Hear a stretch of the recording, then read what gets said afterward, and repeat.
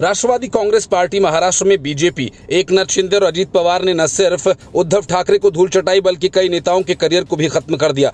शरद पवार ने विधानसभा चुनावों के दौरान कहा था कि अब वे चुनावी रणनीति में नहीं रहेंगे। हालांकि एनसीपी के राष्ट्रीय अध्यक्ष पद से इस्तीफा देकर वापस लेने वाले शरद पवार की इन बातों पर किसी को भरोसा नहीं था, लेकिन चुनाव के नतीजों से साफ हो गया कि वो अब शरद पवार के दरवाजे तक नहीं पहुंच पाएंगे।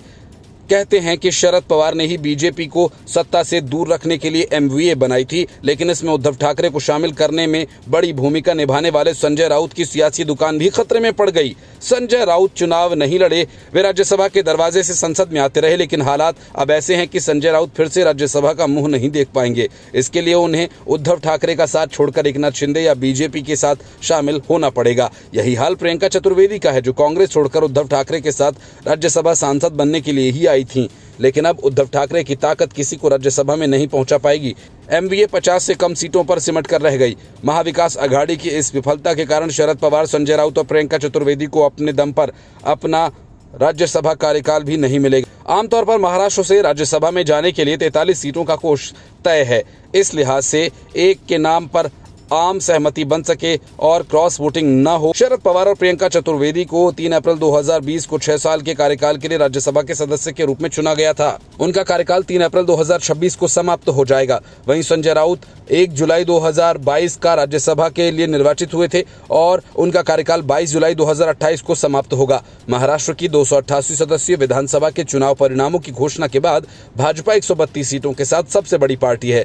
दूसरे नंबर पर महायुति के साथ पार्टी शिवसेना है। शिवसेना ने 57 सीटें जीती। एनसीपी ने 41 सीटों पर एनसीपी 41 सीटों के साथ तीसरे नंबर पर है। शिवसेना यूबीटी 20, कांग्रेस 16 और शरद पवार 10 सीटों पर ही जीत हासिल कर पाए।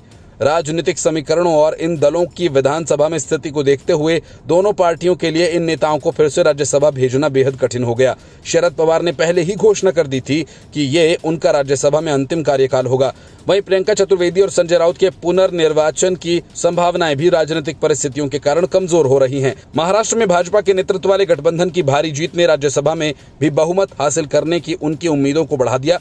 महाराष्ट्र से राज्यसभा के 19 सदस्य निर्वाचित होते हैं। फिलहाल उच्च सदन में महाराष्ट्र से भाजपा के 7 सदस्य हैं, जबकि कांग्रेस के 3, शिवसेना के 1, उद्धव ठाकरे के 2, अजीत पवार के 3 और शरद चंद्र पवार के 2 और Republican party of India Athawale का 1 सदस्य है। राज्यसभा में भाजपा के 95 सांसद हैं। सहयोगी दलों को मिलाकर ये संख्या 112 हो जाती है और इसके अलावा 6 मनोनीत सदस्य जो सत्तारूढ़ पार्टी का समर्थन करते हैं। लोकसभा और राज्यसभा दोनों में सबसे ज्यादा सांसद उत्तर प्रदेश से होते हैं। उसके बाद महाराष्ट्र का स्थान आता है। महाराष्ट्र से फिलहाल राज्यसभा की कोई सीट रिक्त नहीं, लेकिन विभिन्न अन्य राज्यों की 10 सीटें रिक्त हैं, जिनमें से आधे से ज्यादा भाजपा के पास जाने की संभावना है। मनोनीत सदस्यों के लिए भी 4 सीटें रिक्त हैं। भाजपा के नेतृत्व वाले गठबंधन को 245 सदस्यीय सदन में आसानी से आधे से ज्यादा सीटें मिलने का अनुमान है। Bureau report, news of India.